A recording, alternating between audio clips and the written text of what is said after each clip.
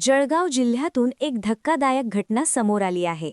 प्राचार्यांच्या कथित मारहाणीमुळे व्यथित झालेल्या फार्मसीच्या विद्यार्थ्याने गळफास घेऊन आत्महत्या केल्याची घटना उघडकीस आली आहे। सुसाईड नोटमध्ये थेट प्राचार्यांवर गंभीर आरोप करण्यात आले आहेत। बोदवड येथील शेतकरी कुटुंबातील श्याम प्रभाकर पाटील हा विद्यार्थी जळगावात राहून फार्मसीचे शिक्षण घेत होता। रविवारी 15 तारखेला तो आपल्या खोलीवर एकटाच होता। सायंकाळी 6च्या सुमारास त्याने गळफास घेऊन जीवन संपवले। मृत्यूपूर्वी लिहिलेल्या चिठ्ठीत श्यामने नमूद केले आहे की कोणतीही चूक नसताना महाविद्यालयाचे प्राचार्य योगेश पवार यांनी सर्व शिक्षक आणि विद्यार्थ्यांसमोर त्याला पीव्हीसी पाईपने मारहाण केली आणि शिवीगाळ करत अपमानित केले। मित्रांच्या भांडणात मध्यस्थी करत असताना ही घटना घडल्याचा उल्लेख त्याने केला आहे। गुरु मारतात हे माहीत आहे, पण इतके नाही, श्याम अशी प्रभाकर पाटील वेदनादायक ओळही त्याने लिहिली वयवर्ष आहे। 20 राहणार कुऱ्हा काकोडा मुक्ताईनगर। तो गुलाबराव देवकर फार्मसी कॉलेजमध्ये दुसऱ्या वर्षाला शिकत होता। 15 फेब्रुवारी शनिवारी कॉलेजच्या आवारामध्ये दोन मुलांमध्ये भांडण चालू होतं।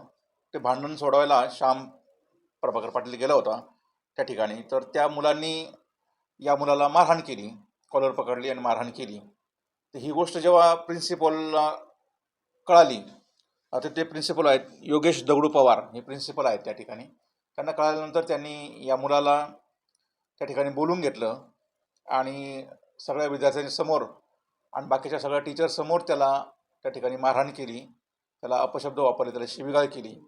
आणि या मारहाणीमुळं आणि अपमानास्पद वागणुकीमुळं सदर मुलाने आपल्या राहत्या हॉस्टेलमध्ये पंख्याला गळफास घेतलेला आहे।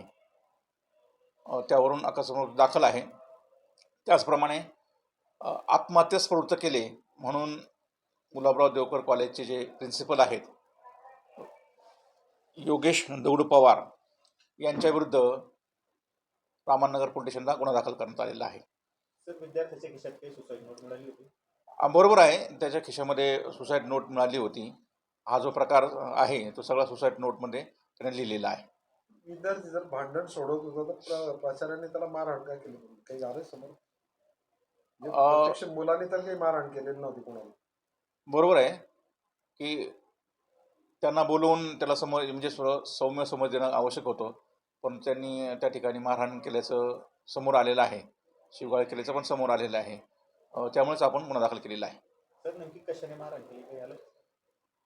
पीयूसी पाईपने मारहाण केल्याचं समजलेलं आहे। यांना अटक करण्यात आली काही? अजून नाही, पोलीस शोध घेत आहेत, लवकरच अटक करण्यात येईल।